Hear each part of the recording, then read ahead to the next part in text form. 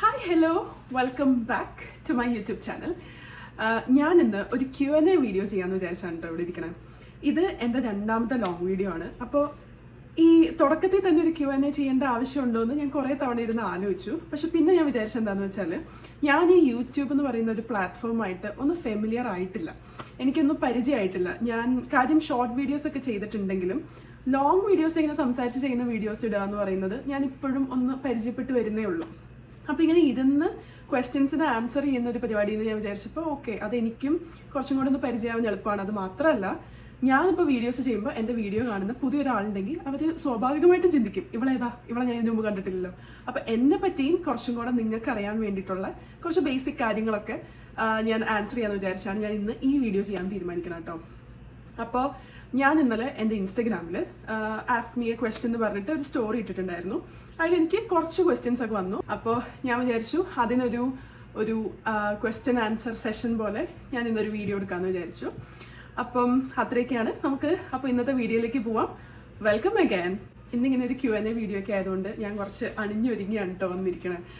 കഴിഞ്ഞ വീഡിയോയിൽ ഞാൻ ലൈക്ക് എൻ്റെ ഒരു നോർമൽ ഡേയിൽ ഞാൻ എങ്ങനെയാണോ നടക്കണം അങ്ങനെ പ്രസൻറ്റ് ചെയ്തത്. അപ്പോൾ ഞാൻ വിചാരിച്ചു ഇന്നത്തെ ഒരു വീഡിയോ നമുക്ക് കുറച്ച് ഒന്ന് റെഡി ആയിട്ടൊക്കെ ഇരിക്കാമെന്ന്. അപ്പോൾ ഞാൻ കുറച്ചിങ്ങനെ അണിഞ്ഞൊരുങ്ങി വന്നിരിക്കണം. അപ്പോൾ നമുക്ക് ക്വസ്റ്റ്യൻസിലോട്ട് പോവാം. ഞാൻ ആക്ച്വലി ക്വസ്റ്റ്യൻസ് സ്ക്രീൻഷോട്ട് ചെയ്ത് എൻ്റെ വേറൊരു ഫോണിൽ ഞാൻ സെറ്റാക്കി വെച്ചിട്ടുണ്ട്. അപ്പോൾ നമുക്ക് ആദ്യത്തെ ക്വസ്റ്റ്യൻ എന്താണെന്ന് നോക്കാം. ഞാൻ നാട്ടിലെവിടാണ്, കൂടാതെ ഞാൻ ഇപ്പം എവിടെയാണ് താമസിക്കുന്നത്?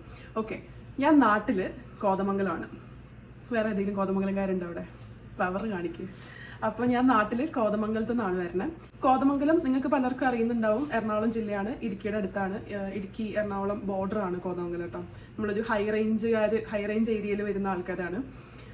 അപ്പം ഞാൻ സ്കൂളിങ് ചെയ്തതെല്ലാം കോതമംഗലത്താണ്. പിന്നെ ഞാൻ പഠിച്ചത് എറണാകുളത്താണ്.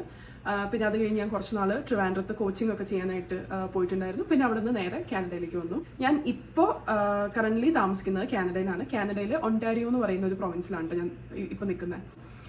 അപ്പോൾ അതാണ് ഞാൻ ജനിച്ച സ്ഥലം, പിന്നെ ഞാനിപ്പോൾ താമസിക്കുന്ന സ്ഥലം. പിന്നെ എനിക്ക് ഇൻസ്റ്റഗ്രാമിൽ വന്ന കുറച്ച് ക്വസ്റ്റ്യൻസ് ഞാൻ കാര്യം പറയാം. ഞാൻ ഇൻസ്റ്റഗ്രാമിൽ വീഡിയോസ് ചെയ്തുകൊണ്ടിരിക്കുന്ന ഒരാളാണ്. ഞാൻ ഡെയിലി വീഡിയോസ് അങ്ങനത്തെ കാര്യങ്ങൾ ലൈഫ് സ്റ്റൈൽ വ്ളോഗ്സ് ഒക്കെ 1 മിനിറ്റിൻ്റെ ചെയ്യുന്ന ഒരാളാണ്.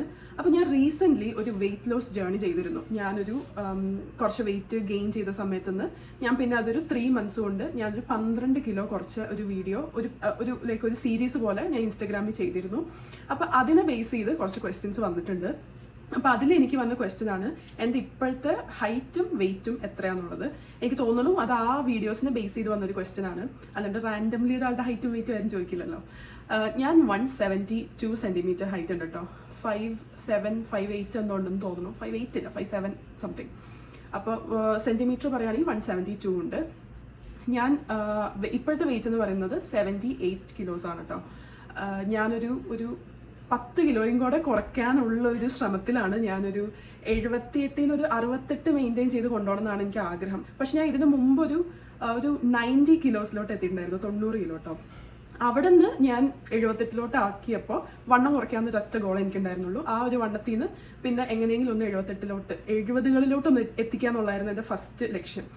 ഇപ്പോൾ എന്ന് പറഞ്ഞാൽ ഒരു 78 ആയി കഴിഞ്ഞപ്പോൾ ഞാൻ അത്യാവശ്യം എൻ്റെ ഡ്രസ്സുകളെല്ലാം പഴയ ഡ്രസ്സസൊക്കെ കയറാൻ തുടങ്ങി. അപ്പോൾ ഞാൻ ഇപ്പോൾ അങ്ങനെ ഒരു സ്ട്രിക്റ്റ് ഡയറ്റോ വർക്കൗട്ട് ചെയ്യുന്നുണ്ട്, പക്ഷെ അങ്ങനെ സ്ട്രിക്റ്റ് ആയിട്ടൊന്നും ഫോളോ ചെയ്യണില്ല.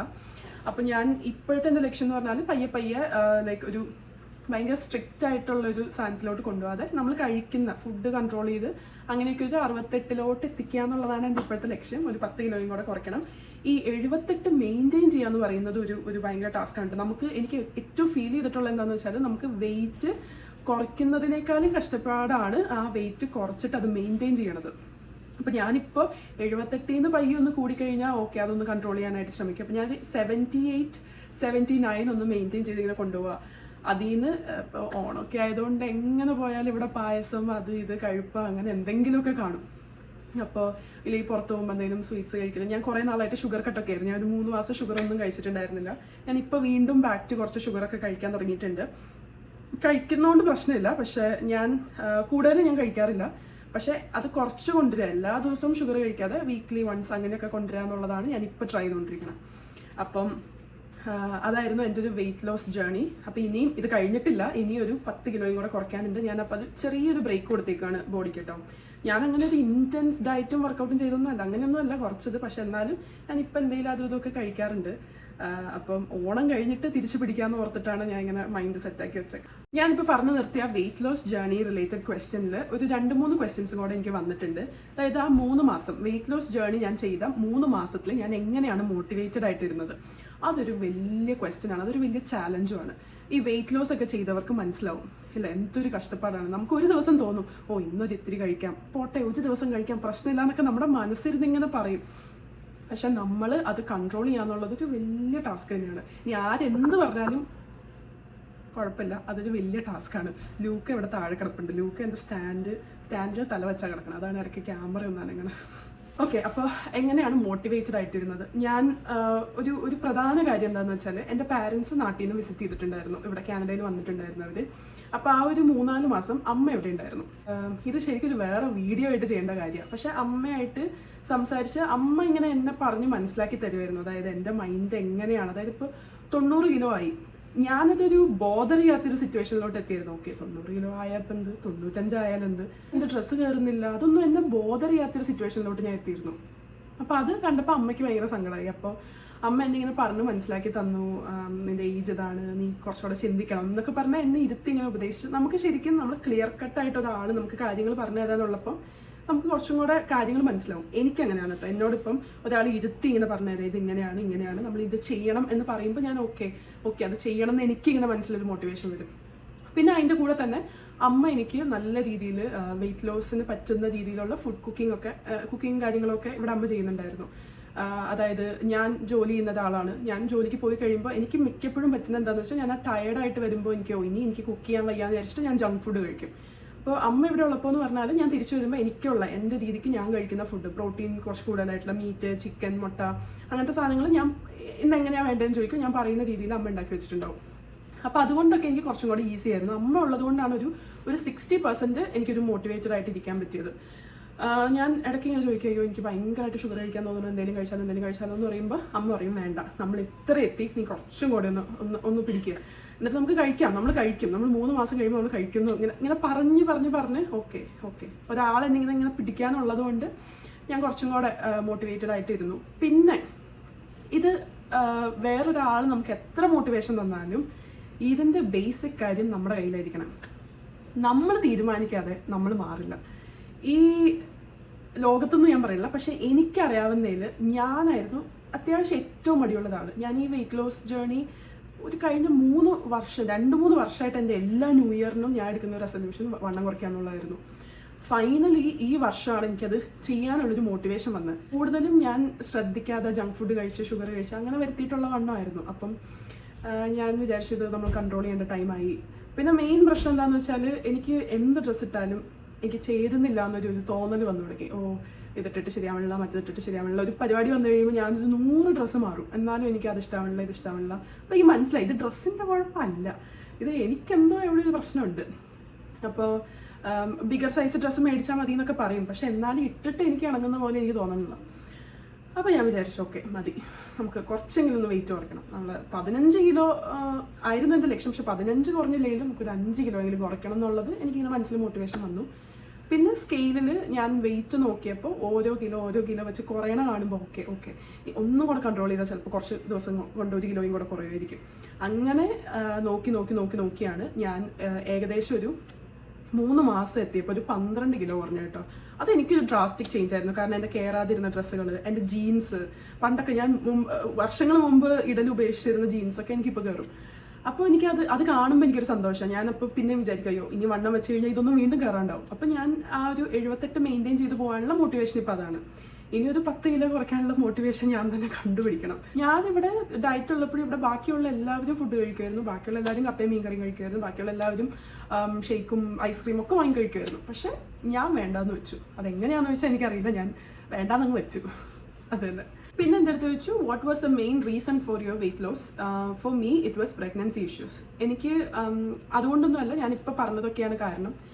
വെയിറ്റ് ലോസ് ചെയ്യാനൊരു റീസൺ ഉണ്ടായിട്ടാണെന്ന് വെച്ചാൽ ഓക്കെ ഇങ്ങനെ ഒരു മടുപ്പ് സ്റ്റേജ് എത്തിയതുകൊണ്ടാണ് വെയിറ്റ് ലോസ് ചെയ്ത് തുടങ്ങിയത്. എനിക്ക് ഹെൽത്ത് ഇഷ്യൂസ് കാരണം വെയിറ്റ് ലോസ് ചെയ്തല്ല. പിന്നെ ഒബ്വിയസ്ലി ഉണ്ടാവും, ഞാൻ സ്റ്റെപ്പ് കയറുമ്പോൾ കിതയ്ക്കുക, ഓടാൻ പറ്റാനുള്ള അങ്ങനെയൊക്കെ നമ്മുടെ ബോഡി ഫ്ലെക്സിബിൾ ആവാത്തൊരു സിറ്റുവേഷനൊക്കെ ആയപ്പോഴേക്കും കുറച്ച് പേടിയായി തുടങ്ങിയോ. ഇത് ഇങ്ങനെ പോയി കഴിഞ്ഞാൽ വിഷയമാവുമല്ലോ എന്ന് എനിക്ക് തന്നെ തോന്നി തുടങ്ങിയതാണ്, വേറെ റീസൺ ആയിട്ടൊന്നുമില്ല. പിന്നെ എനിക്ക് വന്ന ക്വസ്റ്റ്യനിൽ കുറച്ച്, അതായത് കുറേ ക്വസ്റ്റ്യൻ എൻ്റെ വെയിറ്റ് ലോസിനെ പറ്റിയായിരുന്നു, കുറേ ക്വസ്റ്റ്യൻ പിന്നെ എനിക്ക് ഫോക്കസ് ചെയ്ത് വന്നിട്ടുള്ളത് എൻ്റെ ജോലിനെ പറ്റി കേട്ടോ. ഞാനിവിടെ എന്താണ് ചെയ്യുന്നത്, എങ്ങനെയാണ് എനിക്ക് ആ ജോലി കിട്ടിയത്, ഞാനിവിടെ എങ്ങനെ രജിസ്ട്രേഷൻ എടുത്തു, അങ്ങനത്തെ കാര്യങ്ങളൊക്കെയാണ് എനിക്ക് പിന്നെ വന്നിട്ടുള്ളത്. അപ്പോൾ ഞാനിവിടെ കാനഡയിൽ ഒണ്ടാരിയോ പ്രൊവിൻസിൽ ഒരു രജിസ്റ്റേർഡ് സോഷ്യൽ വർക്കറാണ്. ഞാൻ ഇവിടെ കാനഡയിൽ വരുന്നത് ഒരു സ്റ്റുഡൻ്റ് ആയിട്ടാണ്. ഞാനിവിടെ ഒരു സോഷ്യൽ വർക്കിൻ്റെ തന്നെ സോഷ്യൽ സർവീസ് വർക്കർ എന്ന് പറഞ്ഞൊരു ഡിപ്ലോമ എടുത്തിട്ടാണ് ഇങ്ങോട്ട് വന്നത് 2 ഇയേഴ്സിൻ്റെ. ആ ഡിപ്ലോമ കഴിഞ്ഞിട്ട് പിന്നെ ഞാൻ വർക്ക് ചെയ്തതൊക്കെ ആ ഒരു ഹെൽത്ത് റിലേറ്റഡ് ഏരിയയിലൊക്കെയാണ് ഞാൻ പല ജോലികളായിട്ട് സ്റ്റാർട്ട് ചെയ്തത്. പിന്നെ അവിടെ നിന്ന് അങ്ങോട്ട് ഞാൻ നാട്ടിൽ ഞാൻ BSW പഠിച്ചത്, ബാച്ചിലേഴ്സ് ഓഫ് സോഷ്യൽ വർക്ക്. അതിൻ്റെ ആ ഡിഗ്രി ഞാൻ ഇങ്ങോട്ടേക്ക് ഇക്വലൻസി എടുത്ത് ഇവിടെ രജിസ്ട്രേഷൻ എടുത്തിട്ട് പിന്നെ ഞാൻ ഇവിടെ അതിൻ്റെ ബേസിൽ ജോലികൾക്ക് അപ്ലൈ ചെയ്ത് തുടങ്ങി. പക്ഷെ മെയിനായിട്ട് ഇവിടെ എന്ന് പറയുമ്പം എക്സ്പീരിയൻസ് ഭയങ്കരമായിട്ട് അവർ നോക്കുന്ന കാര്യമാണ്, നമുക്ക് ഇന്നൊരു ഏരിയയിൽ എക്സ്പീരിയൻസ് ഉണ്ടോ എന്നുള്ളത്. അപ്പോൾ ഇവിടെ വന്ന് ഞാൻ ചെയ്ത വർക്കുകളെല്ലാം ഒരു ഹെൽത്ത് സെക്ടറിലായതുകൊണ്ട് എനിക്ക് എക്സ്പീരിയൻസ് കിട്ടി. പിന്നെ ഈ രജിസ്ട്രേഷൻ ഉള്ളതുകൊണ്ടാണ് ആദ്യത്തെ സോഷ്യൽ വർക്ക് ജോലി കിട്ടുന്നത് കേട്ടോ. അങ്ങനെ അവിടെ സോഷ്യൽ വർക്കറായിട്ട് ഞാൻ ജോലി ചെയ്തു, കോൺട്രാക്ട് പൊസിഷൻ ആയിരുന്നു. പിന്നെ ഞാനൊരു പെർമനന്റ് ഫുൾ ടൈം തപ്പി നടക്കുമായിരുന്നു, കാരണം നമുക്കിവിടെ ഹെൽത്ത് ബെനിഫിറ്റ്സ് ഇൻഷുറൻസ് ഒക്കെ കിട്ടണമെങ്കിൽ നമ്മളൊരു ഫുൾ ടൈം വർക്കർ ആയിരിക്കണം. അപ്പം ഞാനൊരു ഫുൾ ടൈം തപ്പി നടക്കുമായിരുന്നു. ഇപ്പോൾ എനിക്കൊരു പെർമനന്റ് ഫുൾ ടൈം ജോലിയാണ് കിട്ടിയിട്ടുള്ളത്. അത് എൻ്റെ വീടിൻ്റെ അടുത്തുമാണ്. അപ്പോൾ ഞാൻ ഇപ്പോഴത്തെ ജോലി എനിക്ക് പൊതുവെ ഭയങ്കര ഇഷ്ടപ്പെട്ടു. ഇപ്പോഴത്തെ ജോലി സോഷ്യൽ വർക്ക് ജോലി തന്നെയാണ്, പക്ഷെ എൻ്റെ ഡെസിഗ്നേഷൻ്റെ പേര് കെയർ കോർഡിനേറ്റർ എന്നാണ്. ഇത് പറഞ്ഞു വരുമ്പോൾ കുറച്ച് ബോറടി ആയിപ്പോവും, അതുകൊണ്ട് ഞാൻ കൂടുതൽ ഡീറ്റെയിൽസിലോട്ട് പോകുന്നില്ല. അപ്പം ഞാൻ എൻ്റെ ജോലി, ഞാൻ ഇവിടെ വന്ന് ചെയ്ത ജോലികളെ പറ്റിയിട്ടൊക്കെ ഒരു വീഡിയോ ചെയ്യണമെന്ന് നിങ്ങൾക്ക് ആഗ്രഹമുണ്ട്. കാരണം ഞാനിവിടെ വന്ന് ഏകദേശം ഒരു 9-10 ജോലി മാറിയിട്ടുണ്ട്. ഞാൻ ഒരു ജോലി കിട്ടി അവിടെ സ്റ്റിക്ക് ഓൺ ചെയ്യുന്ന ഒരാളല്ല. ഞാനിങ്ങനെ മാറി എനിക്ക് ഈ ജോലി ഇഷ്ടപ്പെട്ടില്ലെങ്കിൽ ഞാൻ അപ്പം റിസൈൻ ചെയ്യും, എന്ന് വെച്ചാൽ അടുത്ത ജോലി കണ്ടുപിടിച്ചിട്ട്. അങ്ങനെ മാറി പല ജോലികൾ എക്സ്പീരിയൻസ് ചെയ്ത ഒരാളാണ്. അപ്പം എനിക്ക് അതിൻ്റെ എക്സ്പീരിയൻസ് കുറച്ച് അധികം ഉണ്ട് പറയാൻ. അപ്പോൾ അത് ഞാൻ വേറൊരു വീഡിയോ ആയിട്ട് എപ്പോഴെങ്കിലും ചെയ്യാം. പിന്നെ എനിക്ക് കുറച്ച്, അതായത് എല്ലാ യൂട്യൂബേഴ്സ് അല്ലെങ്കിൽ ഇൻസ്റ്റഗ്രാമിൽ വീഡിയോ ചെയ്യുന്നവരോടൊക്കെ ചോദിക്കുന്ന കുറച്ച് മാൻഡേറ്ററി ക്വസ്റ്റ്യൻസ് ഒക്കെ വന്നിട്ടുണ്ട്. കാനഡയാണോ നാടാണോ ഇഷ്ടം, അങ്ങനെയുള്ള ക്വസ്റ്റ്യനൊക്കെ. അപ്പോൾ അവർ പറയുന്ന അതേ ഉത്തരം തന്നെയാണ് എനിക്കും പറയാനുള്ളൂ. കാനഡയാണോ നാടാണോ ഇഷ്ടം എന്ന് ചോദിച്ചാൽ എനിക്ക് 2 സ്ഥലവും ഇഷ്ടമാണ്.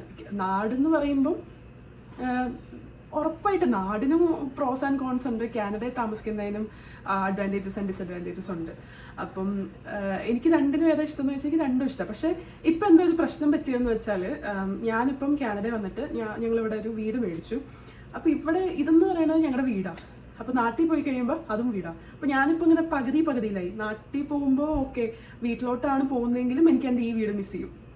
എനിക്കിവിടെ എൻ്റെ ബെഡ്, എൻ്റെ ബാത്റൂം, അതൊക്കെ എനിക്ക് നാട്ടിൽ പോകുമ്പോൾ മിസ് ചെയ്യും. നേരെ മറിച്ച് ഇവിടെ നിൽക്കുമ്പോൾ എനിക്ക് നാടും മിസ് ചെയ്യും. അച്ഛനമ്മ, എൻ്റെ വീട്, അതൊക്കെ എനിക്ക് ഇവിടെ നിൽക്കുമ്പോഴും മിസ് ചെയ്യും. അപ്പം ഞാനിപ്പോൾ മറ്റേ 2 വഞ്ചിയിൽ ഇങ്ങനെ കാലുകുത്തി നിൽക്കുന്ന ഒരവസ്ഥയിൽ നിൽക്കുന്ന ഒരാളാണ്. എനിക്ക് കാനഡ ഇപ്പം എൻ്റെ ഹോമാണ്, നാട്ടിലെ വീടും എൻ്റെ ഹോമാണ്, എല്ലാം എൻ്റെ ഹോമാണ്. അപ്പം അങ്ങനെ ഒരു ചൂസ് ചെയ്യാൻ പറഞ്ഞാൽ ആർക്കും ചൂസ് ചെയ്യാൻ പറ്റുമെന്ന് എനിക്ക് തോന്നുന്നില്ല. പക്ഷേ ഇത് എത്ര പേര് എഗ്രി ചെയ്യും, എത്ര പേർക്ക് ഇഷ്ടമാവുന്നൊന്നും എനിക്കറിയില്ല. പക്ഷെ ഞാൻ കുറച്ചും കൂടെ ജീവിക്കാൻ പ്രിഫർ ചെയ്യുന്നത് കാനഡയാണ്. കാരണം എനിക്ക് നാട്ടിൽ ഞാൻ ജീവിക്കുന്നതിനേക്കാളും കുറച്ചും കൂടെ ഇൻഡിപെൻഡൻ്റ് ആയിട്ട് ഞാൻ ജീവിക്കുന്നത് എവിടെയാണ്. എനിക്കിപ്പം പുറത്ത് പോകണം, എനിക്ക് സാധനം മേടിക്കണം, ഞാൻ ഡ്രൈവ് ചെയ്ത് പോകണം, അതൊക്കെ നാട്ടിൽ ചെയ്യാൻ പറ്റില്ല എന്നല്ല. പക്ഷെ എൻ്റെ കാര്യം ഞാൻ പറയുമ്പോൾ എനിക്ക് കുറച്ചും കൂടെ ഒരു ഫ്രീ ആയിട്ട് എൻ്റെ ലൈഫ് ലിവ് ചെയ്യാൻ പറ്റുന്നത് കാനഡയിലാണ്. പക്ഷെ ഇവിടെയും ഒത്തിരി പോരായ്മകളുണ്ട്.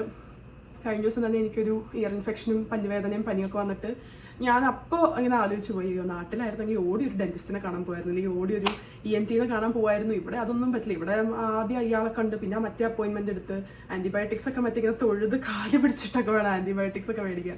അപ്പോൾ ആ സിറ്റുവേഷനിലൊക്കെ എന്ന് വെച്ചാൽ പലതും പല മേഖലയാണ്. നമുക്കിങ്ങനെ എനിക്ക് കാനഡയാണ് ഇഷ്ടം, നാട് കൊള്ളില്ല എന്ന് എനിക്ക് പറയാൻ പറ്റില്ല. എന്നാൽ കാനഡ നശിച്ചു പോട്ടെ, എനിക്ക് നാടാ ഇഷ്ടമൊന്നും എനിക്ക് പറയാൻ പറ്റില്ല. എനിക്ക് രണ്ടും ഇഷ്ടമാണ്, രണ്ടിലെയും നല്ല കാര്യങ്ങൾ എനിക്കിഷ്ടമാണ്. പിന്നെ എനിക്ക് വന്നൊരു ക്വസ്റ്റ്യനാണ്, ആർ യു മാരീഡ്? അതെ, ഞാൻ കല്യാണം കഴിച്ചൊരു കുട്ടിയാണ്. ഇവിടെ പുറത്ത് ഭയങ്കര മഴയാണ് കേട്ടോ, അതുകൊണ്ട് നമ്മുടെ ലൈറ്റ് കുറച്ച് പോയിട്ടുണ്ട്. അതുകൊണ്ട് അവിടുത്തെ ലൈറ്റൊക്കെ ഓൺ ചെയ്തിട്ടുണ്ട്. വീഡിയോയ്ക്ക് എന്തെങ്കിലും ഒരു എഫക്റ്റ് കിട്ടുവാണെങ്കിൽ കിട്ടിക്കോട്ടെ. അപ്പോൾ നമ്മുടെ അടുത്ത ക്വസ്റ്റ്യൻ ചോദിച്ചിട്ടുള്ളത്, how did you and your husband meet? കല്യാണം കഴിഞ്ഞത് 2023-ലാണ്. 2023-ൽ കല്യാണം കഴിച്ചെങ്കിലും ഞങ്ങൾ മീറ്റ് ചെയ്യുന്നത് 2020-ലാണ്. നമ്മുടെ ഒരു മാട്രിമോണി കല്യാണമായിരുന്നു കേട്ടോ. അപ്പോൾ ഞങ്ങൾ ത്രൂ മാട്രിമോണി പരിചയപ്പെട്ടു. ഞങ്ങൾ ഓവർ ദ ഫോൺ ഞങ്ങൾ കുറേ നാൾ സംസാരിച്ചു. അത് കഴിഞ്ഞിട്ട് പിന്നെ ഞാൻ സ്റ്റുഡൻ്റ് ആയിട്ടാണ് കാനഡയിലേക്ക് വരുന്നത്. ഞാൻ കല്യാണം കഴിഞ്ഞിട്ടല്ല കാനഡയിൽ വന്നത്. ഞാൻ സ്റ്റുഡൻ്റ് ആയിട്ട് തന്നെ വരാനിരിക്കുകയായിരുന്നു. ആ സമയത്താണ് കല്യാണം ആലോചിക്കുന്നതും ഞങ്ങൾ കല്യാണം കഴിക്കുന്നതും ഒക്കെ. അപ്പം ആ സമയത്ത് സ്റ്റുഡൻ്റ് ആയിട്ട് ഞാനിവിടെ വന്നു. ഞാൻ 2 വർഷത്തെ സ്റ്റുഡൻറ്റ് വീസ കഴിഞ്ഞ് ഞാൻ വർക്ക് പെർമിറ്റിന് കിട്ടി, ജോലി കിട്ടിയിട്ടാണ് പിന്നെ നാട്ടിൽ പോയി നമ്മൾ കല്യാണം കഴിക്കുന്നത് കേട്ടോ. അപ്പോൾ ഞങ്ങൾ മീറ്റ് ചെയ്ത് ഏകദേശം ഒരു 2.5-3 വർഷം കഴിഞ്ഞിട്ടാണ് ഞങ്ങളുടെ കല്യാണം അല്ലേ. 2020, 21, 22, 23 3 വർഷമായിരിക്കും. അപ്പോൾ ഞാൻ ഈ ഡേറ്റ്സിൽ ഭയങ്കര ബാഡാണ് കേട്ടോ. എനിക്ക് നമ്പേഴ്സ്, ഡേറ്റ്സ് ഒന്നും എനിക്ക് ഓർത്തിരിക്കാൻ പറ്റില്ല. കാരണം ഇപ്പോൾ പെട്ടെന്ന് എൻ്റെ അടുത്ത് എൻ്റെ വെഡിങ് ആനിവേഴ്സറി എന്താണെന്ന് വെച്ചാൽ എനിക്കൊന്ന് ആലോചിക്കേണ്ടി വരും. ഇവിടെ ഒരുത്തൻ എല്ല് കടിച്ചുകൊണ്ടിരിക്കുക കേട്ടോ. അവന് മറ്റേ ഈ ടീത്തിങ്ങിൻ്റെ ഒരു സ്റ്റേജാണ്. അപ്പോൾ സ്റ്റേജ് കഴിഞ്ഞു, എന്നാലും കടിക്കാനായിട്ടൊരു എല്ല് വാങ്ങിച്ചുകൊണ്ട് കൊടുത്തിട്ടുണ്ടായിരുന്നു കഴിഞ്ഞ ദിവസം. എഡിബിളായിട്ടുള്ള എല്ലാം അത് കടിച്ചുകൊണ്ടിരിക്കുക. അതിൻ്റെ ബാക്ക്ഗ്രൗണ്ട് നോയ്സ് ഉറപ്പായിട്ടും നിങ്ങൾക്ക് കേൾക്കുന്നുണ്ടാവും, എല്ല് കടിച്ച് പറിക്കുന്നത്. അവിടെ മോനെ കുറച്ച് നേരം ഇറങ്ങാണ്ടിരിക്കുക, അവിടെ ചക്കരയല്ലേ. അപ്പോൾ അങ്ങനെയാണ് കേട്ടോ. എന്ത് വേണം, എല്ല് വേണോ? എൻ്റെ കയ്യിലില്ലടാ. അവന് മനസ്സിലായി ഞാൻ അവൻ്റെ എല്ലെടുത്ത് മാറ്റി വെച്ചേക്കാന്ന്. എൻ്റെ കയ്യിലിട്ട് തോണ്ടുക. എൻ്റെ മുത്തേ ഒരു വീഡിയോ എടുക്കുമല്ലേ, നീ കുറച്ച് നേരം ഒന്നും കണ്ടിരിക്കുക, ഈ സൗണ്ട് കേൾക്കും. ഓക്കെ, അപ്പം നമുക്ക് അടുത്ത ക്വസ്റ്റ്യനിലോട്ട് പോവാം. എന്താ അല്ലേ, വീഡിയോ എടുക്കാൻ വേണ്ടി ആ ചെറുക്കം മരിയൊക്കെ കടിച്ചുകൊണ്ടിരുന്ന എല്ലെടുത്ത് ഞാൻ മാറ്റി വെച്ച്. Yes, I am that psycho. Okay, അടുത്ത ക്വസ്റ്റ്യൻ എനിക്ക് വന്നിട്ടുള്ളത്, what was the hardest and best part of moving to Canada? ഇത് ഭയങ്കര നല്ല ക്വസ്റ്റ്യൻ ആണ് കേട്ടോ. നമുക്ക് അതായത് നാട് വിട്ട് പുറത്തെവിടെയെങ്കിലും മാറി നിൽക്കുന്ന, അതിപ്പം രാജ്യം വിട്ട് പോകണമെന്നില്ല, കേരളം വിട്ട് തന്നെ മാറി നിൽക്കുന്ന ആൾക്കാർക്ക് മനസ്സിലാവുന്ന ഒരു ഫീലിംഗ് ആണത്, നമ്മുടെ നാട്ടിൽ നിന്ന് നമ്മൾ മാറി നിൽക്കുക എന്നുള്ളത്. ഞാൻ മനസ്സിലാക്കിയെടുത്തോളം, അതായത് ജനിക്കുമ്പോൾ തൊട്ട് നമ്മുടെ ഒരു ഇപ്പം എൻ്റെ കാര്യം പറയുകയാണെങ്കിൽ ഒരു 21, 22 വയസ്സ് വരെ നമ്മൾ ജീവിച്ചിരുന്ന ചുറ്റുപാട്, നമ്മുടെ വീട്, നമ്മൾ കഴിച്ചിരുന്ന ഫുഡ്, നമുക്ക് പരിചയമുള്ള ക്ലൈമറ്റ്, നമുക്ക് പരിചയമുള്ള കാര്യങ്ങൾ, ഭാഷ, എല്ലാ കാര്യങ്ങളും വിട്ടിട്ട് എൻറ്റയർലി ഒരു ഡിഫറെൻറ്റ് ലൈഫാണ് നമ്മൾ സ്റ്റാർട്ട് ചെയ്യുന്നത്. എല്ലാം വ്യത്യസ്തമാണ്, ക്ലൈമറ്റ് ആയിക്കോട്ടെ എല്ലാം ഡിഫറെൻ്റ് ആണ്. അപ്പം നമുക്ക് എല്ലാം വീണ്ടും ഒന്നേന്ന് തൊട്ട് സ്റ്റാർട്ട് ചെയ്യുന്ന ഒരു ഫീലാണ് നമ്മൾ, എസ്പെഷ്യലി വേറൊരു കൺട്രിയിൽ വന്ന് താമസിക്കുമ്പോൾ. എനിക്കിവിടെ ആദ്യം കാനഡ വരണേക്ക് മുമ്പ് ഞാൻ ഭയങ്കര എക്സൈറ്റഡ് ആയിരുന്നു കേട്ടോ കാനഡ വരാനായിട്ട്. എനിക്ക് ഭയങ്കര ഇഷ്ടമാണ്. എനിക്ക് കുഞ്ഞിലേ തൊട്ടേ, അല്ലെങ്കിൽ ഞാൻ സ്കൂളിൽ പഠിക്കുമ്പോൾ തൊട്ടേ എൻ്റെ ഒരു ഡ്രീം എന്ന് പറയുന്നത് ഒരു ഫോറിൻ കൺട്രിയിൽ പോയി താമസിക്കുക. ചിലപ്പോൾ സിനിമകളൊക്കെ കണ്ടിട്ടായിരിക്കും, അവിടെ സ്നോ, പിന്നെ അവിടുത്തെ ഡ്രസ്സിങ് സ്റ്റൈൽ, അത് അങ്ങനെയൊക്കെ ജീവിക്കുക എന്നുള്ളതായിരുന്നു എനിക്ക് ഭയങ്കര ഇഷ്ടമുള്ളൊരു കാര്യമായിരുന്നു. പക്ഷെ ഞാനങ്ങനെ ഒരിക്കലും പുറത്തോട്ട് പോകും എന്നൊന്നും വിചാരിച്ചിരുന്ന ഒരാളല്ല. ഞാൻ നാട്ടിൽ തന്നെ ജോലിയൊക്കെ തപ്പിക്കൊണ്ടിരുന്ന ഒരാളാണ്. പക്ഷെ പിന്നെ ജീവിതം ഇങ്ങനെ പല വഴിക്ക് നമ്മളെ കൊണ്ടുപോയി അവസാനം ഞാനിവിടെ എത്തി. അപ്പോൾ വന്ന സമയത്തൊക്കെ ഞാൻ ഭയങ്കര എക്സൈറ്റഡ് ആയിരുന്നു. പിന്നെ എൻ്റെ പല കാര്യങ്ങളും എന്താ പറയുക, എനിക്ക് നാട് മിസ് ചെയ്യാൻ തുടങ്ങി. ഇപ്പോൾ ഫോർ എക്സാമ്പിൾ ചെറിയ കാര്യം പറഞ്ഞാൽ തന്നെ നമുക്ക് ഫുഡ് ഹാബിറ്റ്, നമുക്ക് പ്രത്യേകിച്ച് സ്റ്റുഡൻ്റ് ആയിട്ടൊക്കെ ഇവിടെ വരുമ്പോൾ 3 നേരം നമ്മുടെ ഫുഡ് കുക്ക് ചെയ്യുക എന്ന് പറയുന്നത് എനിക്ക് പോസിബിൾ ആയിരുന്നില്ല. അപ്പോൾ ഞാൻ ഒബ്വിയസ്ലി തുടക്കം ഒക്കെ പുറത്തുനിന്ന് ഫുഡ് വാങ്ങിച്ച് കഴിക്കാൻ തുടങ്ങി. മിക്കപ്പോഴും തന്നെ മെക്ഡി പോയി സാൻഡ്വിച്ച് വാങ്ങിച്ച് കഴിക്കുക, അല്ലെങ്കിൽ ഇവിടെ ടിം ഹോട്ടൻസിൽ പോയി കോഫി കഴിക്കുക. ആദ്യമൊക്കെ ഭയങ്കര എക്സൈറ്റ്മെൻറ്റ് ആയിരുന്നു, നാളെ രാവിലെ ടിമ്മിൽ പോകാം, ഫുഡ് കഴിക്കാം. പക്ഷെ പിന്നെ എനിക്ക് മടുത്തു തുടങ്ങി. നിങ്ങൾ പറഞ്ഞ വിശ്വസിക്കില്ല, ഇപ്പോഴും ടിം ഹോട്ടൻസിൽ ഞാൻ ബ്രേക്ക്ഫാസ്റ്റ് സാൻഡ്വിച്ച് അല്ലെങ്കിൽ ആ റാപ്പൊന്നും വാങ്ങിച്ച് കഴിക്കില്ല. ആ ഒരു പോയിന്റിൽ ഞാൻ ഫുഡ്, ബ്രേക്ക്ഫാസ്റ്റ് സാൻഡ്വിച്ച്, ആ സാധനങ്ങളൊക്കെ, സോസേജ് ഒക്കെ കഴിച്ച് എനിക്ക് മടുത്തു പോയായിരുന്നു. ഇവിടുത്തെ ഫുഡ് മോശമാണെന്നല്ല ഞാൻ പറയുന്നത്, പക്ഷെ നമ്മൾ 22 വർഷമായിട്ട് നമ്മുടെ വയറിന് ശീലമുള്ള ഫുഡ്, ടേസ്റ്റ്, ഇതെല്ലാം മാറുമ്പോൾ എന്ന് പറഞ്ഞാൽ ഡെഫിനറ്റ്ലി ഹാർഡാണ്. നോക്കിക്ക് എന്തോ കടിക്കാൻ കിട്ടിയെന്താ നോക്കട്ടെ. എന്തായിരുന്നു മുണങ്ങുന്നുണ്ട്, വല്ല അവിടെ ഇവിടെ കിടക്കണം, വല്ല ചവറുമായിരിക്കും. അത് പിന്നെ അങ്ങനെയാണ്. അപ്പോൾ ഡെഫിനറ്റ്ലി ഹാർഡായിരുന്നു. ക്വസ്റ്റ്യൻ എന്തായിരുന്നു, ഞാൻ മറന്നുപോയി. ഹാർഡസ്റ്റ് ആൻഡ് ബെസ്റ്റ് പാർട്ട് എന്നല്ലേ ചോദിച്ചേക്കണേ? ബെസ്റ്റ് പാർട്ട്, ഹാർഡസ്റ്റ് പാർട്ട് ഇപ്പോൾ എന്നോട് ചോദിച്ചു കഴിഞ്ഞാൽ ഞാൻ പറയാം, ഡെഫിനറ്റ്ലി ഞാൻ ഫാമിലി മിസ് ചെയ്യും. നാട്ടിൽ ഞാൻ അങ്ങനെ ഒത്തിരി വലിയൊരു, ഇപ്പം നാട്ടിൽ മീൻസ് എൻ്റെ വീടിൻ്റെ ചുറ്റുമൊക്കെ ഒത്തിരി ഫ്രണ്ട് സർക്കിളുള്ള, അല്ലെങ്കിൽ ഞാൻ നാടിനോട് ഭയങ്കര അറ്റാച്ച്മെൻ്റ് ഉള്ള ഒരാളല്ല ഞാൻ. അപ്പം എനിക്ക് തിരിച്ചു അങ്ങനെ എന്താ വീട്ടുകാർ എന്നുള്ളതല്ലാതെ എനിക്ക് വേറെ വളരെ കുറച്ച് ആൾക്കാരെന്നുള്ളതല്ലാതെ എനിക്കങ്ങനെ വേറെ അധികം സോഷ്യൽ കാര്യങ്ങളൊന്നും എനിക്ക് ആ നാട്ടിലില്ല. അപ്പോൾ ഡെഫിനറ്റ്ലി ഫാമിലീനെ മിസ് ചെയ്യുക എന്നുള്ളതാണ് ഭയങ്കര പ്രശ്നം. നമുക്ക് ഇപ്പോൾ പെട്ടെന്ന് ഓടിക്കയറി എന്താ പറയുക ഫ്ലൈറ്റ് കയറി ഒരു മണിക്കൂറിൽ എത്താവുന്ന ഒരു സ്ഥലമോ അല്ലെങ്കിൽ ബസ് കയറി പോകുന്ന അങ്ങനെ ഒരു സ്ഥലമല്ലല്ലോ. നമ്മൾ ഹാഫ് ദ വേൾഡ് അവേ ആണല്ലോ നമ്മൾ. അപ്പം പെട്ടെന്നൊന്ന് വീടെത്തണം അല്ലെങ്കിൽ ഒന്ന് വീട്ടുകാരെ കാണണം എന്നൊന്നും വിചാരിച്ചാൽ പറ്റില്ല. പിന്നെ വീഡിയോ കോൾ ഉള്ളതുകൊണ്ട് വലിയ പ്രശ്നങ്ങളൊന്നുമില്ല. പക്ഷെ എന്നാലും ഞാൻ പറയാം, നമുക്ക് ആ ഒരു വീട് ഫീല് അങ്ങനത്തെ കാര്യങ്ങൾ. പിന്നെ വീടിൻ്റെ തൊട്ടടുത്തൊരു അമ്പലമുണ്ട്. അപ്പം ആ വൈകുന്നേരം അമ്പലത്തിൽ പോവുക, അല്ലെങ്കിൽ അമ്പലത്തിൽ നിന്നുള്ള പാട്ട് കേൾക്കുക. നാട്ടിലൊരു അറ്റ്മോസ്ഫിയർ ഞാൻ ഭയങ്കരമായിട്ട് മിസ് ചെയ്യാറുണ്ട്. ഫുഡ് ഭയങ്കരമായിട്ട് മിസ് ചെയ്യാറുണ്ട്. അത് എനിക്ക് ഭയങ്കര ഒരു ഹാർഡസ്റ്റ് പാർട്ടായിരുന്നു എനിക്ക് ഇങ്ങോട്ട് മൂവ് ചെയ്തപ്പോൾ. ബെസ്റ്റ് പാർട്ട് എന്ന് പറഞ്ഞാൽ, ഞാൻ നാട്ടിലായിരുന്നപ്പോൾ ഞാൻ ഭയങ്കര ഒരു കംഫേർട്ട് സോണിലായിരുന്നു. അതായത് ഞാൻ പറഞ്ഞല്ലോ, ഞാൻ ആരുമായിട്ടും അങ്ങനെ മിണ്ടാനൊന്നും ബുദ്ധിമുട്ടുള്ള ഒരാളല്ല ഞാൻ. അപ്പോൾ എവിടെ ചെന്നാലും ഞാൻ എൻ്റെ കുറച്ച് ഫ്രണ്ട്സിനെ ഉണ്ടാക്കും, എവിടെ ചെന്നാലും ഞാൻ പിടിച്ച് കയറിയൊക്കെ നിൽക്കും. പക്ഷേ അത് അവിടുത്തെ ഒരു കൾച്ചർ വെച്ച് നമുക്കത് നടക്കും. പക്ഷെ ഇങ്ങോട്ടൊക്കെ വന്നു കഴിഞ്ഞപ്പം ഞാൻ വിചാരിച്ച പോലെ ഒന്നും എനിക്ക് ഇവിടെ ഒരു ഫ്രണ്ട് ഗ്രൂപ്പ് ഉണ്ടാക്കാൻ പറ്റുന്നില്ല, ആൾക്കാരോട് സംസാരിച്ച് നിൽക്കാൻ പറ്റുന്നില്ല. അങ്ങനെ കുറേ പ്രശ്നങ്ങൾ ഞാൻ ആദ്യമൊക്കെ കുറേ ഫേസ് ചെയ്തിട്ടുണ്ട്. അപ്പോഴൊക്കെ ഞാനിങ്ങനെ ഡൗൺ ആയി പോവുക. പ്രത്യേകിച്ച് ഞാൻ ഈ പറയുന്ന കുറച്ച് പേർക്കൊക്കെ റിലേറ്റ് ചെയ്യാൻ പറ്റും. നാട്ടിൽ നമ്മൾ മറ്റേ അതായത് ഇങ്ങനെയൊക്കെ ആൾക്കാരുമായിട്ട് കമ്പനി കൂടി ഫ്രണ്ടായി ഇങ്ങനെ തോളത്ത് കൈയിട്ട് നടന്നിരുന്ന ആൾക്കാർ പെട്ടെന്ന് ഇവിടെ വരുമ്പോൾ ഫീൽ ചെയ്യുന്ന ഒരു ലോൺലിനെസ് ഇല്ലേ, വേറൊരു കൺട്രി പോകുമ്പോൾ നമ്മൾ പെട്ടെന്ന് ഉൾവലിഞ്ഞു പോകുന്ന ഒരു സാധനം ഉണ്ടല്ലോ, അത് ഞാൻ കുറേ നാൾ ഫേസ് ചെയ്തിട്ടുണ്ട്. എനിക്ക് ഫ്രണ്ട്ഷിപ്സ് ക്രിയേറ്റ് ചെയ്യാൻ ഭയങ്കര ബുദ്ധിമുട്ടായിരുന്നു ഇവിടെ. പിന്നെ പക്ഷേ അതിൽ നിന്നൊക്കെ ഞാൻ കുറേ ലേൺ ചെയ്തു. ഇവിടെ വന്നിട്ട് എനിക്ക് ജീവിതം തന്ന ലെസൺസ് എന്ന് പറഞ്ഞാൽ ബാക്ക് ഹോം വെച്ച് നോക്കുമ്പോൾ ഒന്നുമല്ല. അതായത് നേരെ തിരിച്ച്, അതായത് ഇവിടെ നിന്ന് കിട്ടിയ ലെസൺസ് ആണ് എന്നെ ഇപ്പോൾ ഉള്ള ഞാനാക്കി ഒന്ന് മോൾഡ് ചെയ്ത് കുറച്ചെങ്കിലും ഒന്ന് നന്നാക്കിയിട്ടുണ്ടെങ്കിൽ അത് കാനഡയിലെ എക്സ്പീരിയൻസസ് ആണ്. എന്ത് എക്സ്പീരിയൻസും ആയിക്കോട്ടെ. നമ്മളിപ്പോൾ ഒരു നാട്ടിൽ നിന്ന് ഇപ്പോൾ പാർട്ട് ടൈം ജോലി എന്നൊക്കെ പറയുമ്പോൾ നമ്മൾ ഭയങ്കര എക്സൈറ്റഡ്. ഞാൻ അതായത് ഈ നമുക്ക് നാട്ടിൽ ഞാൻ നാട്ടിലൊക്കെ ഉള്ളപ്പോൾ ഇവിടെ വന്ന് ഈ പാർട്ട് ടൈം ജോലി എന്ന് പറയുമ്പോൾ എൻ്റെ വിചാരം മറ്റേ കാഫേയിൽ ഭയങ്കര സ്റ്റൈലായിട്ട് ഇങ്ങനെ കോഫി ഒക്കെ അടിച്ച് അങ്ങനെയൊന്നും അല്ല. ഇവിടെ വന്ന് മരണ പണിയാണ്. ഇങ്ങനെയുള്ള പാത്രം ചെമ്പൊക്കെ കയറി ഇന്ന് കഴുകേണ്ടി വരും. അതുപോലെ നമുക്ക് കിട്ടുന്ന പാർട്ട് ടൈം അനുസരിച്ച് ഭയങ്കര ഡിഫിക്കൽട്ടാണ് ജോലിയും പഠിത്തമൊക്കെ കൂടെ മാനേജ് ചെയ്യാനായിട്ട്. പക്ഷെ ഇപ്പോൾ എന്നെ എവിടെ കൊണ്ടിട്ടാലും ഞാൻ സർവൈവ് ചെയ്യുന്ന എനിക്ക് ഉറപ്പാണ്. കാരണം ആ ഒരു സാധനം നമുക്ക് കിട്ടണമെങ്കിൽ നമ്മൾ ഒറ്റയ്ക്ക് ആവണം, നമ്മൾ ഒറ്റയ്ക്ക് ഫുഡ് കഴിക്കാൻ പഠിക്കണം, നമ്മൾ ഒറ്റയ്ക്ക് എവിടെയെങ്കിലും പോകാൻ പഠിക്കണം, നമ്മൾ പഠിത്തവും ജോലിയും ഫൈനാൻസും എല്ലാം ഒറ്റയ്ക്ക് മാനേജ് ചെയ്യണം. അപ്പോൾ അങ്ങനത്തെ എല്ലാ എക്സ്പീരിയൻസസും എനിക്ക് തന്നിട്ടുള്ളത് കാനഡ കേട്ടോ. ഇത് എൻ്റെ മാത്രം കാര്യമല്ല. ഇപ്പം ഞാൻ പറഞ്ഞ പോലെ വീട്ടിൽ നിന്നൊന്ന് മാറി ഇന്ന് ജീവിക്കുന്ന, ഇല്ലെങ്കിൽ എല്ലാ കാര്യങ്ങളും സ്വയം ചെയ്യുന്ന ആൾക്കാരുടെ കാര്യങ്ങളാട്ടോ ഞാൻ ഈ പറഞ്ഞത്. ഇവിടെ വന്ന കഷ്ടപ്പാട് മാത്രമല്ല, രണ്ടും ഉണ്ട്, ഗുണമുണ്ട് മോശമുണ്ട്. അപ്പോൾ അതൊക്കെയാണ് എൻ്റെ കുറച്ച് എന്താ പറയുക ഒരു ബെസ്റ്റ് എന്ന് പറയുന്നത്. ആസ് ആൻ ഇൻഡിവിജ്വൽ എനിക്ക് ഒത്തിരി ബെറ്റർ ആവാൻ പറ്റി. എൻ്റെ ഒരു ബെസ്റ്റ് ഫ്രണ്ട് ഉണ്ട്, റോസ് എന്നാണ് അവളുടെ പേര്. ഞങ്ങൾ രണ്ടുപേരും ഇങ്ങനെ നടക്കുമായിരുന്നുള്ളൂ. അവളിപ്പോൾ UK പോയി, ഞാൻ കാനഡയ്ക്ക് വന്നു. അവളും ഇപ്പം കടലിൽ നടക്കൊണ്ടിട്ടാണ് ജീവിക്കും, ഞാനിപ്പോൾ കടലിൽ നടക്കൊണ്ടിട്ടാണ് ജീവിക്കും. ഞങ്ങൾ ഇങ്ങനെ ഇൻസെപ്പറബിൾ ആയിരുന്നു. ഞങ്ങൾ എപ്പോഴും കൂടെ പോകുമ്പോൾ ഒരാൾ നമ്മുടെ കൂടെ ഉണ്ടാവും. പക്ഷെ ഇപ്പം അങ്ങനെയൊന്നുമില്ല. ഇപ്പം ഞാൻ ഒറ്റയ്ക്ക് പോയി ഫുഡ് കഴിക്കും, ഒറ്റയ്ക്ക് സിനിമ കാണാൻ പോകണം പോവും, ഒറ്റയ്ക്ക് ട്രിപ്പ് പോകണം ഞാൻ പോവും. അതെനിക്ക് ഇഷ്ടമാണ്. ചെയ്യണമല്ലോ എന്ന് പറഞ്ഞ് ചെയ്യണം മാത്രമല്ല, ഇപ്പം എനിക്ക് ഇഷ്ടമാണ് അങ്ങനെയൊക്കെ ചെയ്യാനായിട്ട്. അപ്പോൾ നമ്മളുടെ കമ്പനി തന്നെ എൻജോയ് ചെയ്യാൻ തുടങ്ങിക്കഴിഞ്ഞാൽ ഈ ലോകത്ത് നമ്മളെ ആർക്കും തോപ്പിക്കാൻ പറ്റില്ല. ഒരു ലെവലിലോട്ട് നമ്മൾ എത്തും, ഇല്ലെങ്കിൽ എത്തിക്കും കാനഡയല്ല UK ജർമ്മനിയിലോ പോയ എല്ലാവരുടെയും കാര്യമാണ് കേട്ടോ ഞാനീ പറയണത്.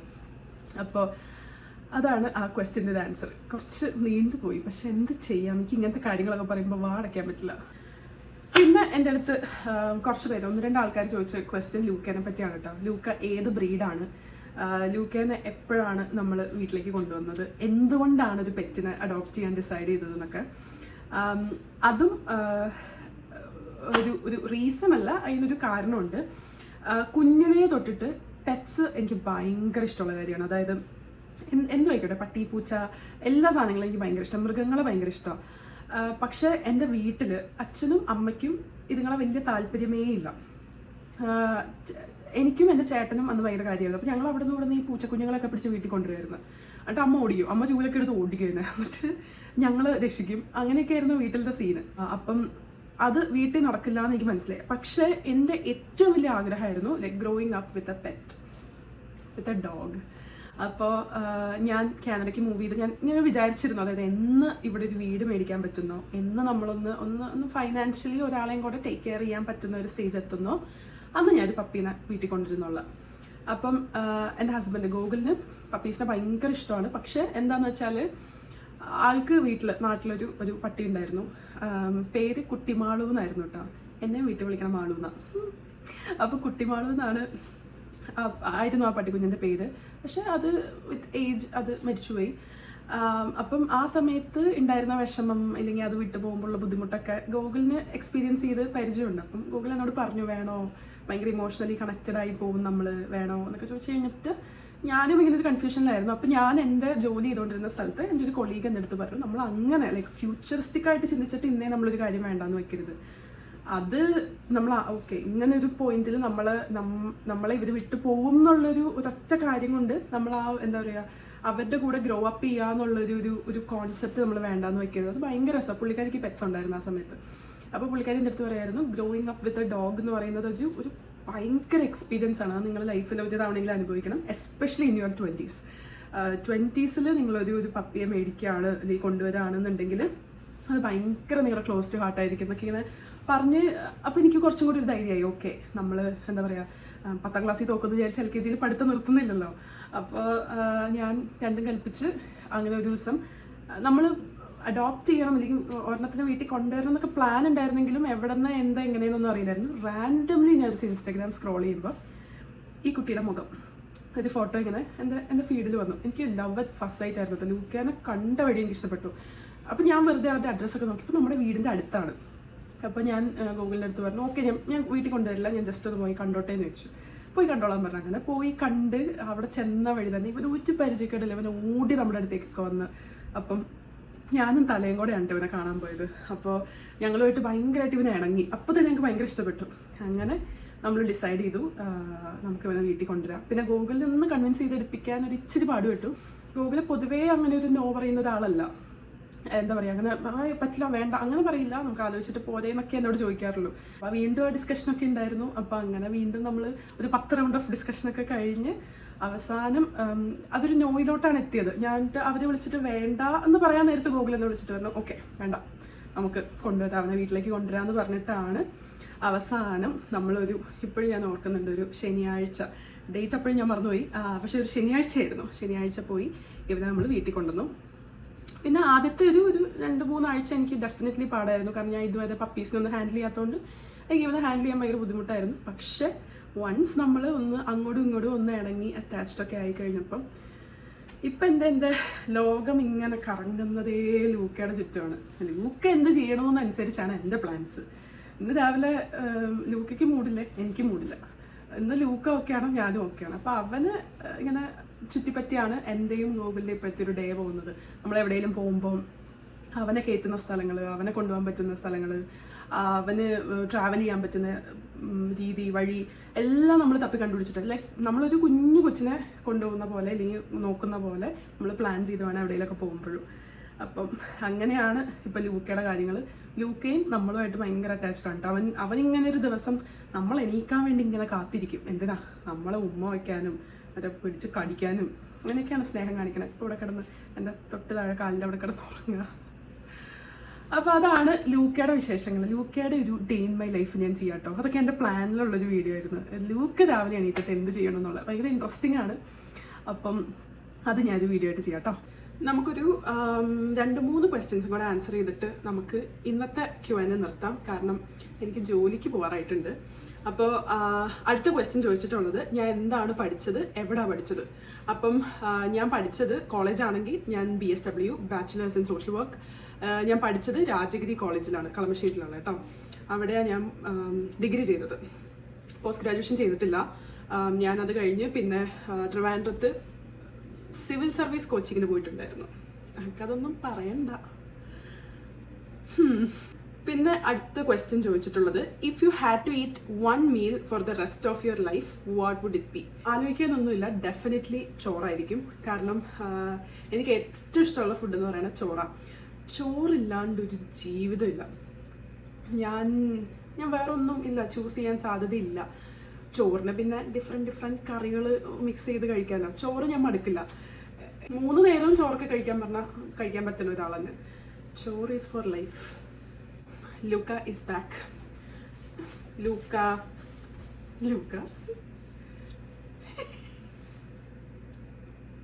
ഓക്കെ, അപ്പോൾ നമുക്ക് നമ്മുടെ അടുത്ത ക്വസ്റ്റ്യനിലോട്ട് പോവാം.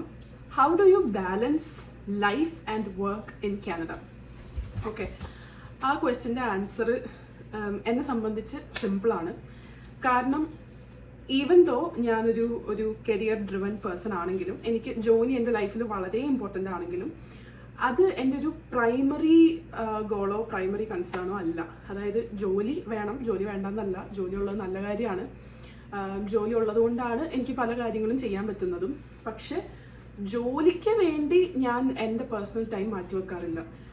എൻ്റെ ജോലി ഒരു കറക്റ്റ് സമയത്ത് തീരുക, അത് കഴിഞ്ഞാൽ ജോലിയായിട്ട് ഡിസ്കണക്റ്റ് ആവുക, അതൊക്കെ എൻ്റെ പ്രയോറിറ്റി കാര്യമാണ്. ഞാനൊരു വർക്കഹോളിക് പേഴ്സൺ അല്ല ഞാൻ. പക്ഷെ ജോലിയിലായിരിക്കുമ്പോൾ ജോലിയിലായിരിക്കും, ഞാൻ ജോലി എടുക്കുക, ഞാൻ ജെന്യുവൻ ആയിട്ട് തന്നെ കാര്യങ്ങൾ ഞാൻ ചെയ്യാറുണ്ട്. എസ്പെഷ്യലി ഞാനൊരു സോഷ്യൽ വർക്ക് ഫീൽഡിലായതുകൊണ്ട് നമുക്ക് ആ ഒരു ഡിസ്കണക്ഷൻ ഭയങ്കര ഇമ്പോർട്ടൻ്റ് ആണ്. കാരണം ഞാൻ കാണുന്നത്, അല്ലെങ്കിൽ ഞാൻ വർക്ക് ചെയ്യുന്നത് ഒരു ഇമോഷണൽ ഒരു കൈൻഡ് ഓഫ് ജോലിയാണ്. നമ്മുടെ ഒരു ഇമോഷണൽ സാധനം ഭയങ്കരമായിട്ട് ഇൻവോൾവ്ഡ് ആയിരിക്കും.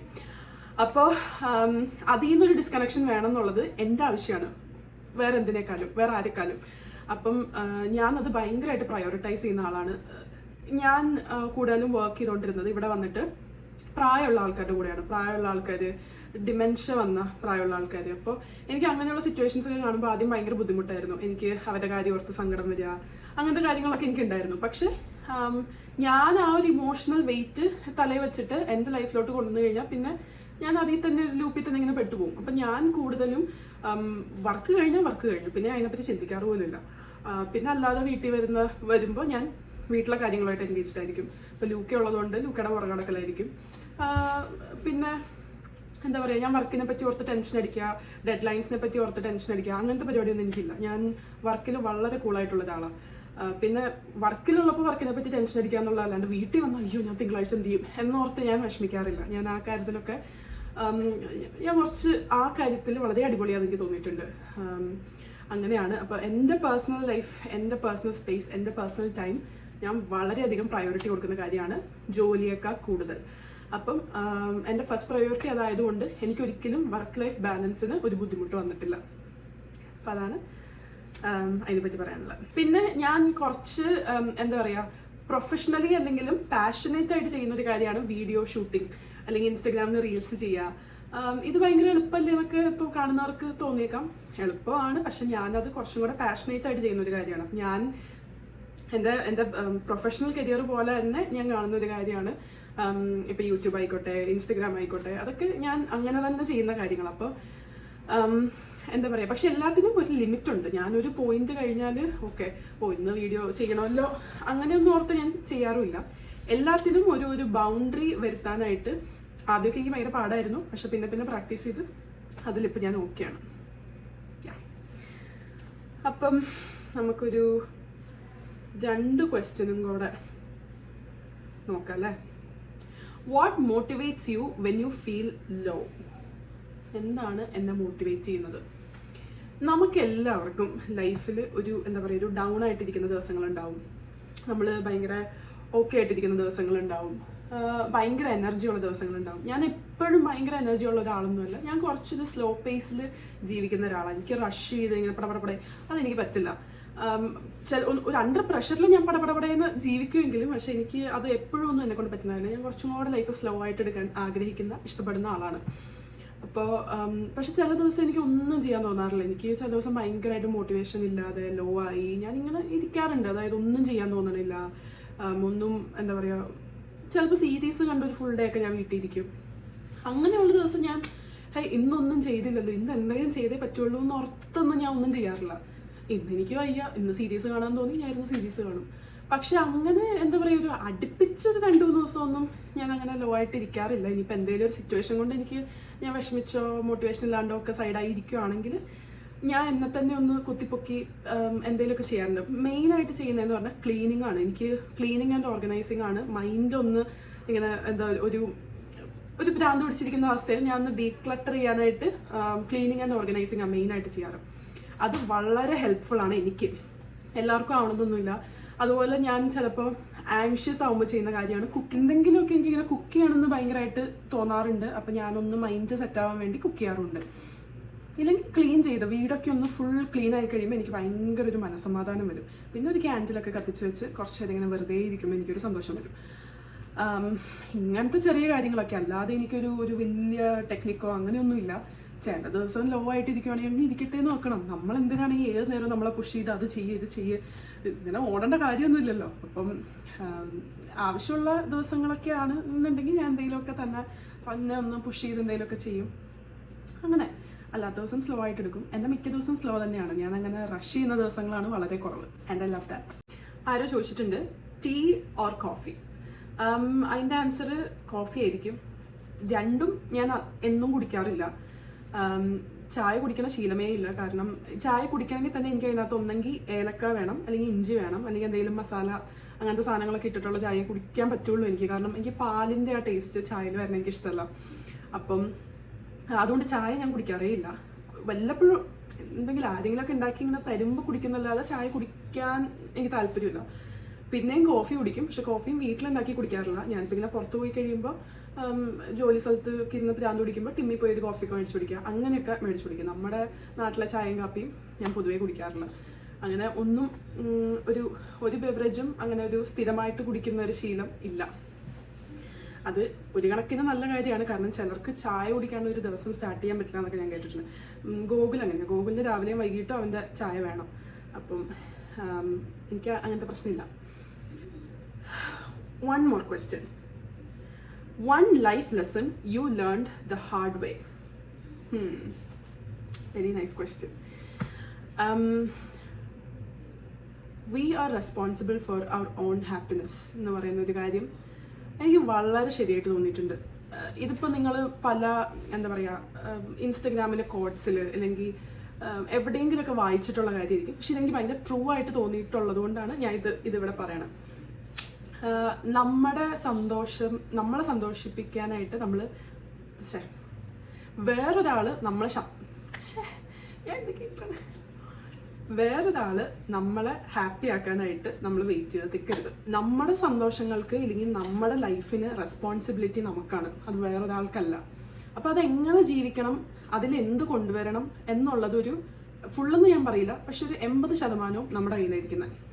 അപ്പം മറ്റൊരാൾക്ക് വേണ്ടി വെയിറ്റ് ചെയ്യാതെ നമുക്ക് ചെയ്യാൻ പറ്റുന്ന കാര്യങ്ങളൊക്കെ നമ്മൾ നമുക്ക് വേണ്ടി ചെയ്യാന്നുള്ളത് ഞാൻ പഠിച്ച ഒരു കാര്യമാണ്. അതായത് ജീവിതത്തിലെ പല സിറ്റുവേഷനുകൾ കൊണ്ടും ഞാൻ പഠിച്ചിട്ടുള്ളൊരു കാര്യമാണ്.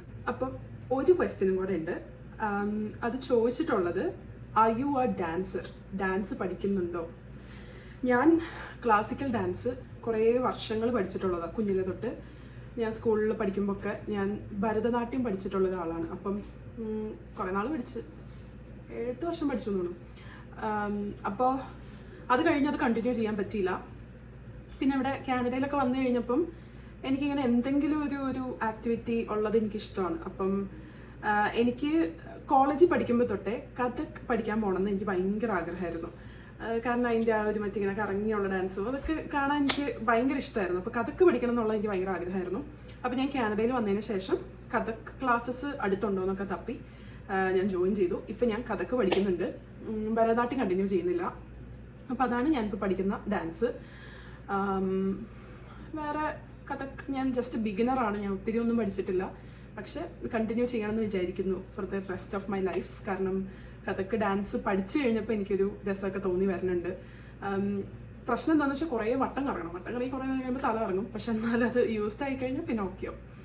അപ്പം ഡാൻസ് പഠിക്കണം എന്നുള്ളതാണ് എൻ്റെ ആഗ്രഹം. നമ്മൾ എന്താ പറയുക, കുഞ്ഞിലെ ഒന്നും ഒരു വിലയില്ലാണ്ട് കാണുന്ന കുറേ കാര്യങ്ങളില്ലേ, അതിലൊന്നായിരുന്നു എനിക്ക് ഡാൻസ്. ഞാൻ വീട്ടിൽ നിന്ന് അമ്മ തള്ളി പറഞ്ഞു വരുന്ന കാരണം ഞാൻ പോയിക്കൊണ്ടിരുന്നതാണ്. പക്ഷേ പിന്നെ ഇപ്പോഴാണ് ഞാൻ പിന്നെ വിചാരിക്കണം, ഓക്കെ നമുക്ക് അങ്ങനെ ഒരു സ്കില്ലുണ്ടായിട്ട് നമ്മൾ എന്തുകൊണ്ടാണ് ഞാനത് കണ്ടിന്യൂ ചെയ്യാത്തത്, എന്താണ് ഞാനത് വേസ്റ്റ് ചെയ്യണം എന്നൊക്കെ വിചാരിച്ചിട്ടല്ല അങ്ങനെ ഒരു റിയലൈസേഷൻ വന്നു. പിന്നെ എനിക്ക് ഡാൻസ് പഠിക്കാനൊരു കൊതി തോന്നി. അങ്ങനെ ഇപ്പോൾ ഞാൻ കണ്ടിന്യൂ ചെയ്യുന്നുണ്ട്. അതൊക്കെയാണ് ഡാൻസ് വിശേഷം. ഞാൻ ആഴ്ചയിൽ ഒരു ദിവസമാണ് കേട്ടോ ഡാൻസ് ക്ലാസ്സിന് പോകുന്നത്. മാസത്തിൽ 4 ക്ലാസ് ഇവിടെ അടുത്ത് തന്നെയാണ്. അപ്പോൾ അങ്ങനെയൊക്കെയാണ് കഥക് ക്ലാസ്സിൻ്റെ വിശേഷങ്ങൾ. ഞാൻ എന്താ പറയുക, ആദ്യമായിട്ടാണ് ഇങ്ങനെയൊക്കെ ഫോൺ വെച്ചിട്ട് ഇങ്ങനെ ഒരു സ്റ്റാൻഡിൽ ഇതിങ്ങനെയൊക്കെ ഇരുന്ന് ഞാൻ സംസാരിക്കണം. അപ്പം എന്താ പറയുക, ഞാൻ യൂട്യൂബിൽ ഒരു ഭയങ്കര ബിഗിനർ ആയിട്ടുള്ള ഒരാളാണ്. എനിക്ക് കറക്റ്റ് എങ്ങനെയാണ് സംസാരിക്കേണ്ടത്, എന്താ ഞാൻ എങ്ങനെയാണോ അങ്ങനെ തന്നെ പ്രസൻറ്റ് ചെയ്യാനാണ് മാക്സിമം ട്രൈ ചെയ്യണം കേട്ടോ. അപ്പം ഇത്രയൊക്കെ ആയിരുന്നു Q&A. കുറേ ക്വസ്റ്റ്യൻസ് റിപ്പീറ്റഡ് ആയിരുന്നു. അതായത് ഞാൻ പറഞ്ഞ പോലെ എൻ്റെ വെയിറ്റ് ലോസും എൻ്റെ ജോലി അങ്ങനത്തെ കാര്യങ്ങളിൽ കുറേ ക്വസ്റ്റ്യൻസ് റിപ്പീറ്റഡ് ആയിരുന്നു. അപ്പോൾ ഇത്രയൊക്കെയാണ് ബേസിക്കായിട്ട് എനിക്ക് വന്ന ക്വസ്റ്റ്യൻസും അതിൻ്റെ ഉത്തരങ്ങളും. അപ്പോൾ എല്ലാവർക്കും ഇഷ്ടമായെന്ന് വിശ്വസിക്കുന്നു. ഇനി അടുത്ത വീഡിയോ എന്ത് ചെയ്യണമെന്ന് ഒരു ഐഡിയ ഇല്ല. എന്തെങ്കിലുമൊക്കെ കുറച്ച് ഇൻട്രസ്റ്റിംഗ് ആയിട്ടുള്ള വീഡിയോസുമായിട്ട് ഇനിയും കാണാം. അപ്പോൾ ശരി, ബൈ. ലുക്ക say by. എന്താ പിന്നെ ഞാൻ പിടിച്ച് കടിച്ചാ എന്നാ കുറച്ച് നോക്കാം. ലുക്ക സേ ബൈ. ലുക്കയ്ക്ക് തൊടണമൊന്നും വലിയ താല്പര്യമില്ല. ലുക്ക ഒരു ജെന്റിൽമാനാണ്. Bye guys, see you later. Bye. ലുക്കയുടെ ഡേ ഇൻ മൈ ലൈഫ് കേട്ടോ ഞാൻ ചെയ്യട്ടെ. ഡേ ഇൻ മൈ ലൈഫിൽ എന്തൊക്കെയാണെന്ന് ഞാൻ വെളിപ്പെടുത്തുന്നില്ല കേട്ടോ അവിടെ. അപ്പോൾ ശരി, ബൈ. ക്യാമറ ഓഫ് ചെയ്ത് വെക്കാം.